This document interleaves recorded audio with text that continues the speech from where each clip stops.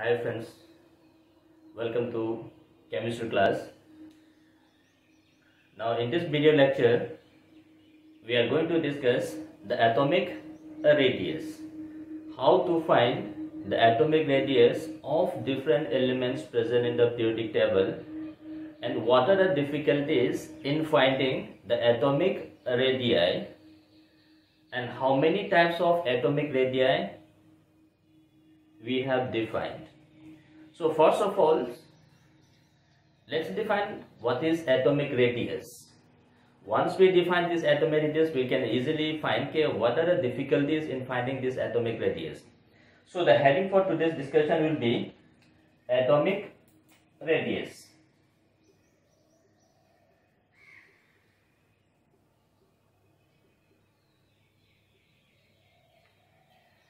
Now, as we have seen, atoms are considered to be spherical in nature, and these atoms, the size of atoms, as we have seen in atomic structure, the size of atom is of the order of 10 to the power minus 10 meter.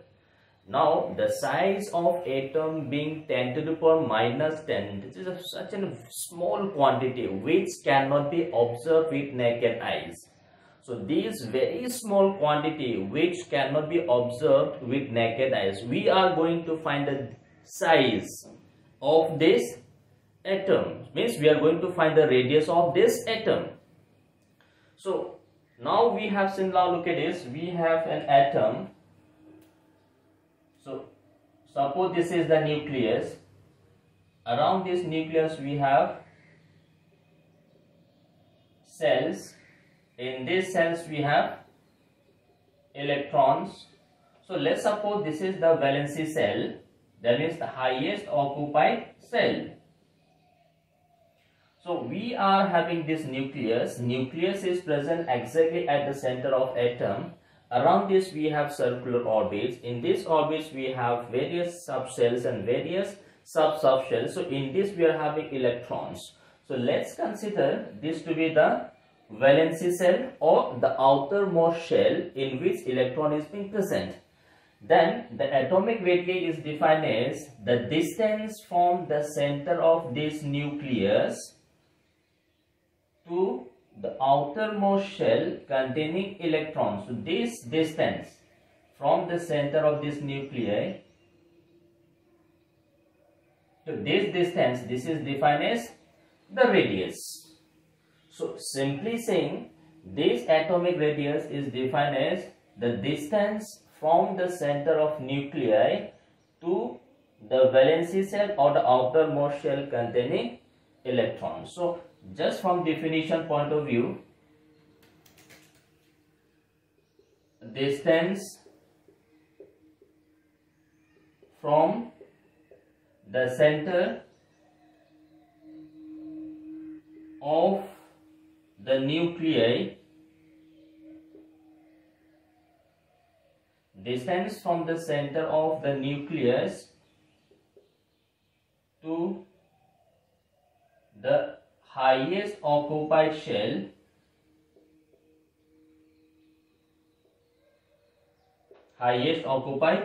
which is known as valency cell.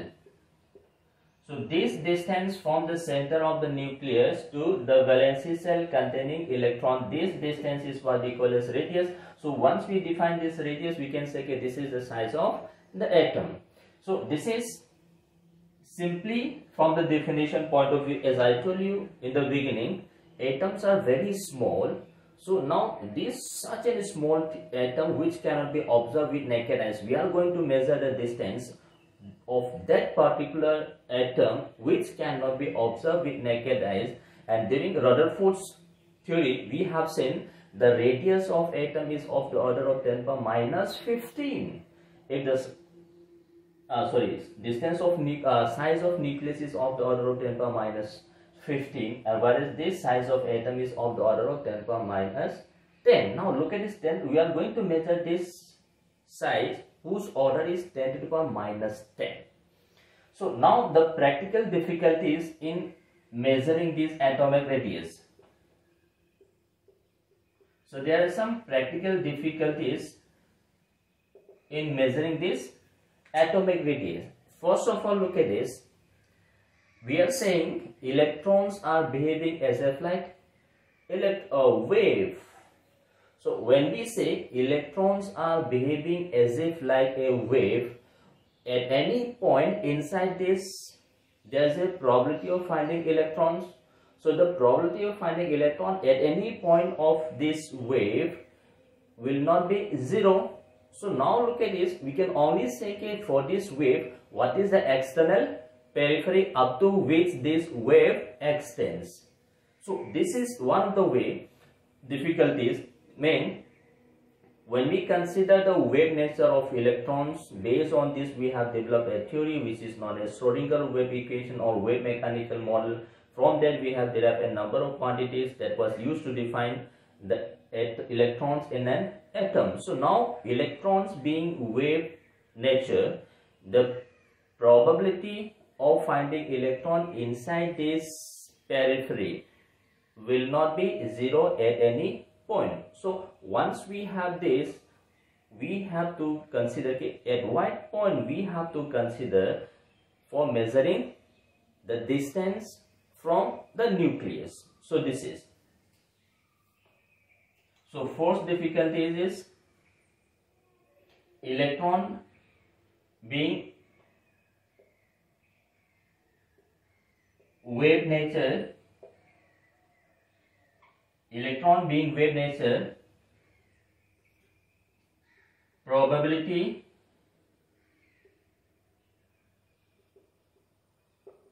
of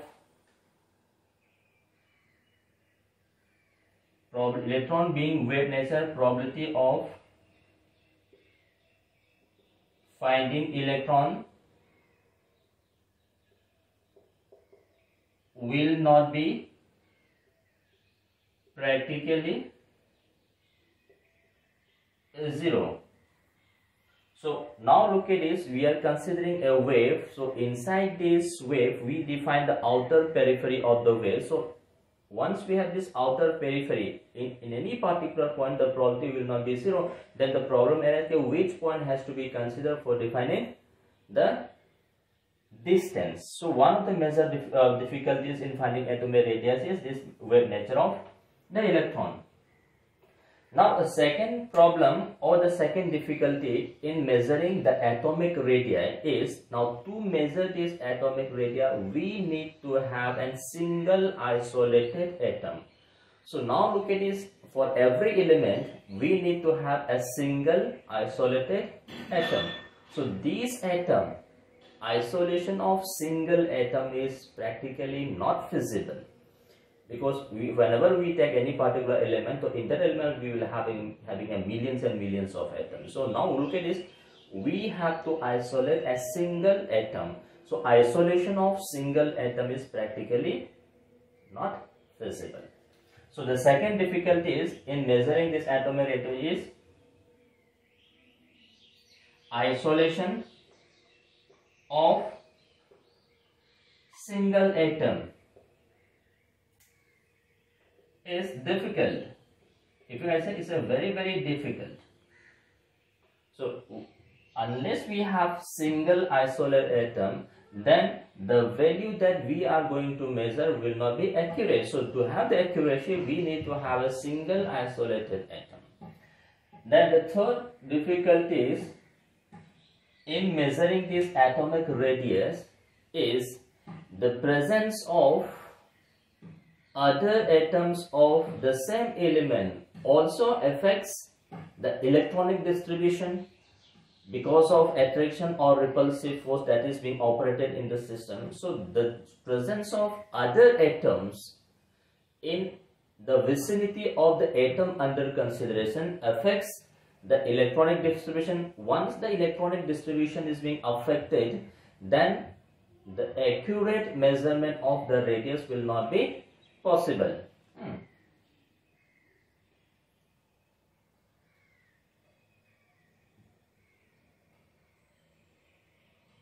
Presence of other atoms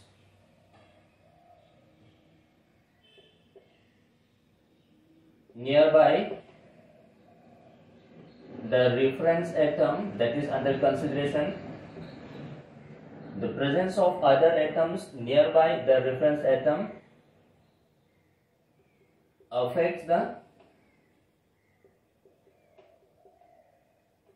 electronic cloud. So once the electronic cloud is being affected by the presence of other atoms near the vicinity of the atom under consideration, for which we are going to measure the radius, then once the electronic distribution is being affected, electronic waves will also be affected, then the size will also be affected. So that means this is the reason why we need to have a single isolated atom. Once we have this single isolated atom, since there are no other atoms, so there is no question of the electronic cloud of this single atom to be affected by the other atom. So to avoid this, we need to have a single isolated atom. So next difficulty in measuring this atomic radii is the atomic radii of the atom differs in different bonding state. If the atom is in different bonding state, so the same atom will have different radii, but the same atom cannot be having a different radii. So once we have a single atom, for this single atom we need to have only one atom, but when this atom is in different bonding state, so this will have different radii, which is not possible. So again, the fourth difficulty is atomic radii of the atom differs in different bonding state.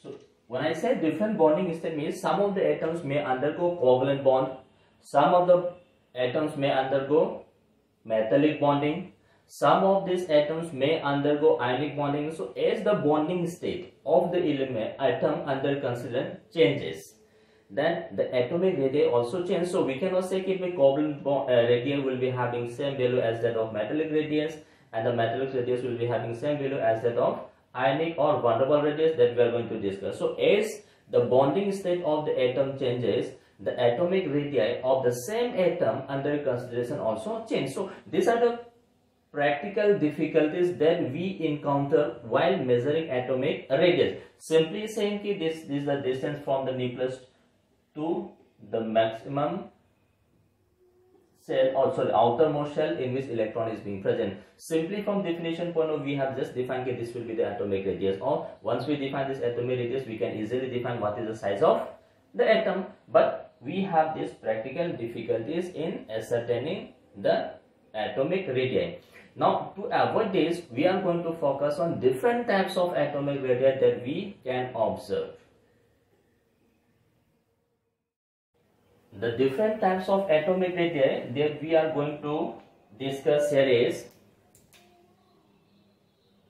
covalent radius. So we have covalent radius, we have metallic radius, we have ionic radius, we have van der Waals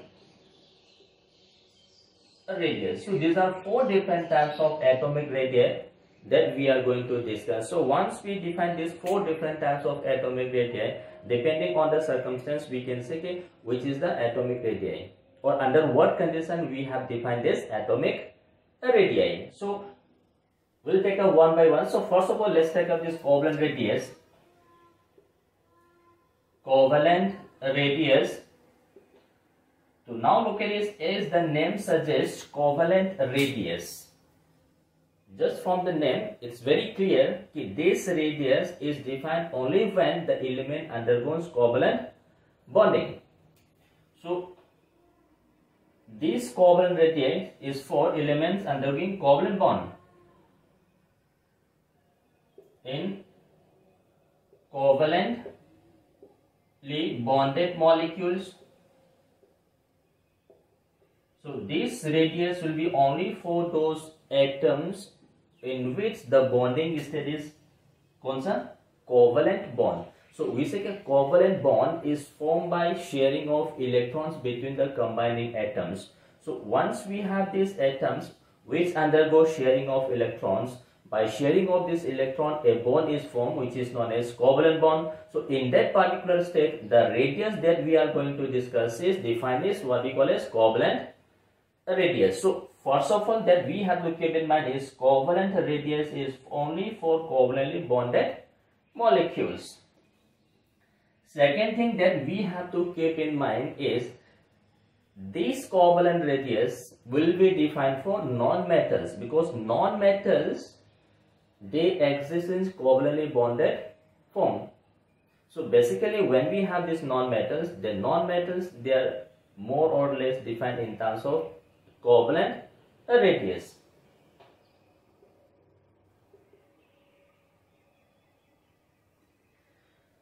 So first of all, let's have a second. This is for covalently bonded molecules, and non-metals they always forms covalent bonds. So once we have these non-metals and non-metal forming covalent bonds, so for these non-metals the radius that we are going to define will be in terms of covalent radius. Now look at this covalent radius is to be defined for those atoms in which the covalent bond is formed with the same atom, that is homodiatomic molecules.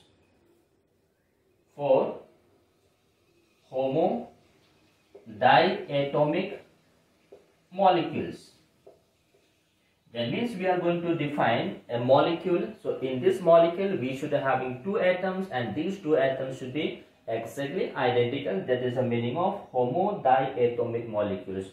So we have molecules in which two atoms are forming covalent bond, and these two atoms should be exactly identical. So for those homodiatomic molecules, that is non-metals undergoing covalent bond, we are going to define a radius which is known as covalent radius. So like suppose look at this A2. So now we are saying that this is for covalently bonded molecules. So now let's consider this. We have this A2 molecule. So in this A2 molecule, now look at this. This A and A, we have A covalent bond. A pair of electron is being sharing between this A and A molecule. This is what we call as covalent bond. Now we have this. Suppose we have this.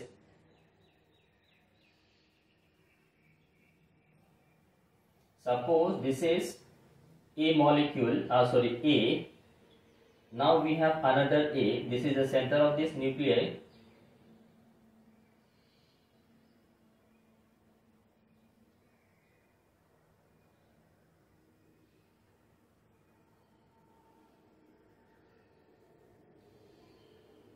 So this is A. Now between A and A we are having a covalent bond. Now look at this. This is the portion which is being overlapped between these atomic orbitals. Because of this overlapping is what we call as covalent bond.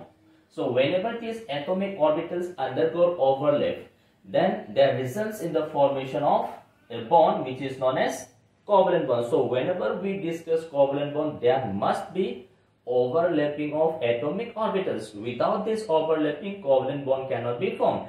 And now we are saying when this overlaps, a pair of electrons is being shared between these combining atoms. So the pair of electrons should be placed in this overlap region. Now this is the nucleus of A. This is the nucleus of another A. Now we define this distance. That is internuclear distance.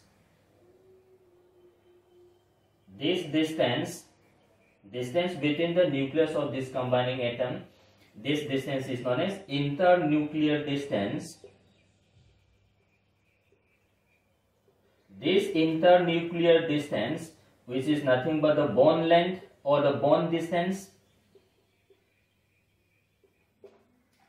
Now we define this bond length or bond distance by, suppose, a term D.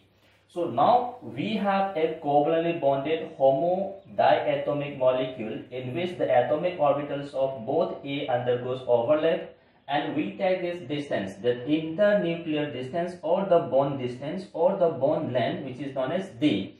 Now we take this half of this internuclear distance. So this is half of internuclear distance. This half of internuclear distance, this D by 2. So half of this internuclear distance, this is what we call as the covalent radius of A. Similarly, this distance, this is also covalent radius, which is equals to D by 2. So from definition point of view, this covalent radius is defined as 1/2 of the internuclear distance. This is internuclear distance. 1/2 of the internuclear distance of a homodiatomic molecule. So why we are taking 1/2? Because both the groups are identical. If both the groups are different, then we cannot take this to be the half. Once we have this homodiatomic molecule, both the combining atoms being identical, we can just take half of this internuclear distance. So this just 1/2 of this internuclear distance between two covalently bonded molecules of the same atom. This 1/2 of internuclear distance, this is what we call as the covalent radius of this A. So this is how we define the covalent radius of this A. So just from definition point of view, means this is the condition under which we have to define covalent radius, and this is how we define the covalent radius. So therefore, from definition point of view, this covalent radius is defined as 1/2 of the internuclear distance, 1/2 of the internuclear distance between two covalently bonded homodiatomic molecule. So this 1/2 of this internuclear distance of this covalently bonded molecule A2 is what we call as the covalent radius. So whenever we use the term covalent radius, so first thing that we have to keep in mind is this is only for covalently bonded molecules. Second, this covalent radius is defined for nonmetals because nonmetals and nonmetals form covalent bond by sharing of electron pairs. And the third thing that we have to keep in mind is these covalently bonded molecules should be exactly identical, that is homodiatomic molecules. Whenever we have this homodiatomic molecule, we can just take the half of this internuclear distance. So we have this internuclear distance, which is nothing but the bond distance or the bond length. Now we are going to take the half of this internuclear distance. So half of this internuclear distance is the covalent radius of A. Now look at this. To take this half, we need to have this A2 molecule. If this is AB molecule, then the size of A and the size of B will be different. So we cannot take this half of this internuclear distance. So just to take the half of internuclear distance, we need to have this homodiatomic molecule. So this is what we call as covalent radius. So in covalent radius, there must be overlapping of atomic orbitals. So this is we define as the covalent radius. Let me just give you an example here.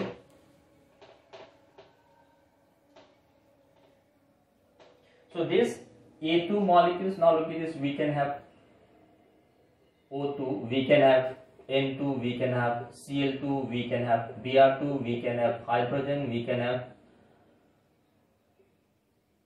I2, we can have F2, etc. These are homodiatomic molecules. So these are exactly identical atoms here. We can just take this half of this internuclear distance. So suppose now look at this.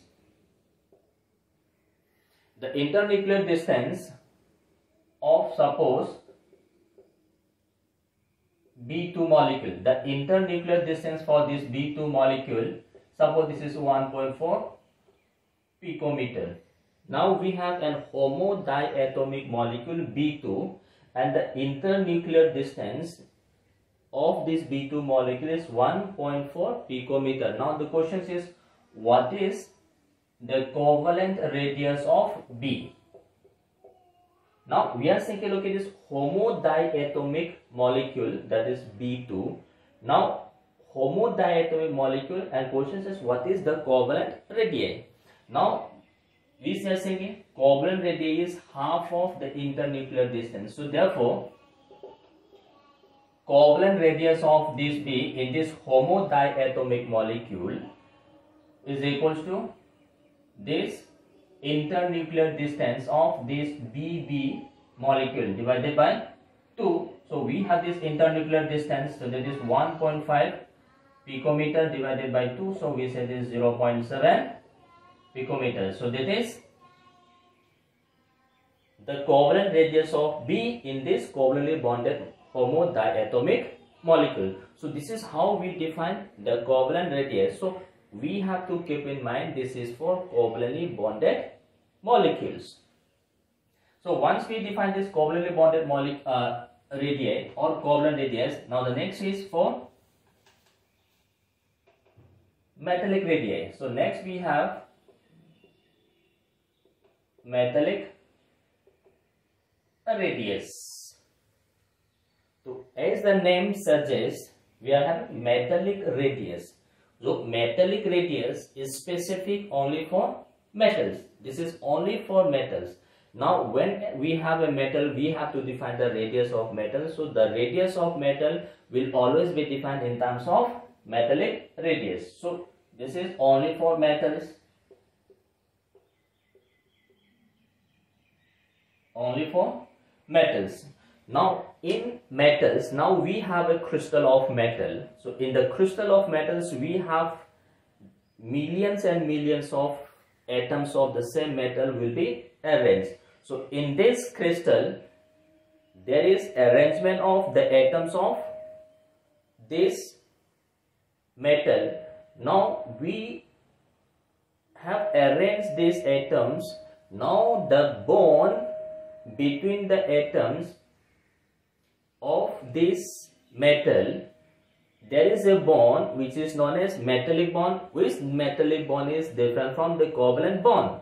So whenever we have this metal, so we define the bond between the atoms of the same metal is known as metallic bond. So for this we have defined a radius which is known as the metallic radius. Now suppose we have a metal,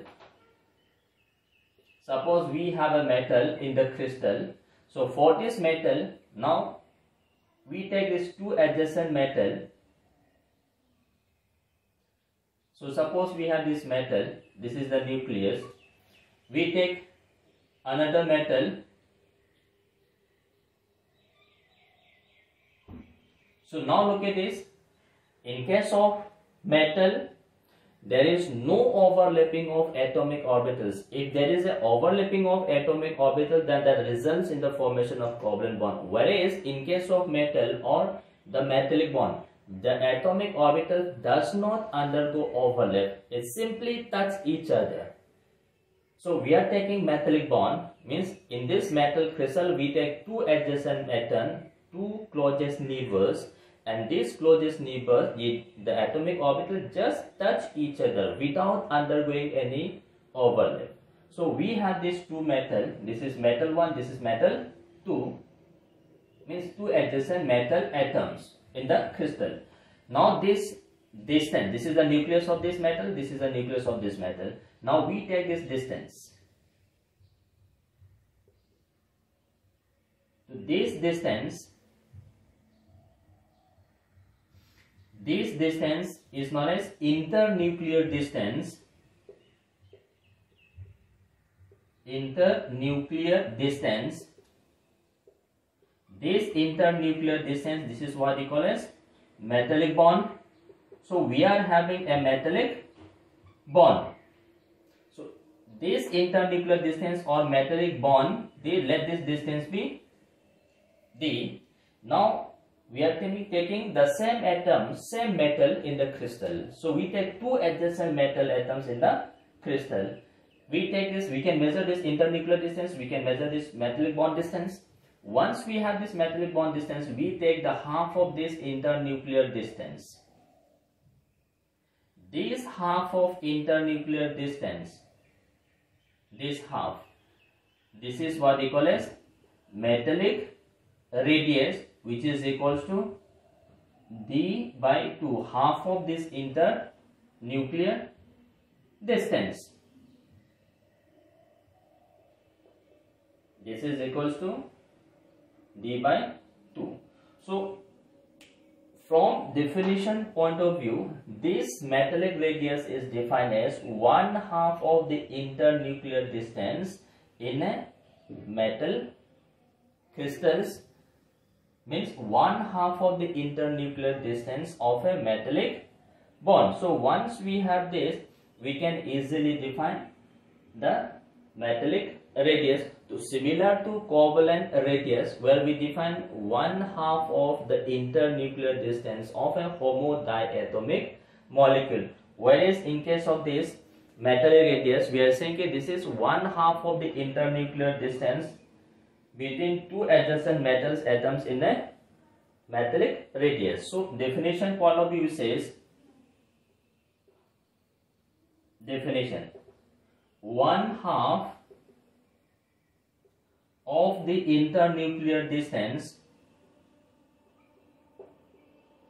1/2 of the internuclear distance between two adjacent metal atoms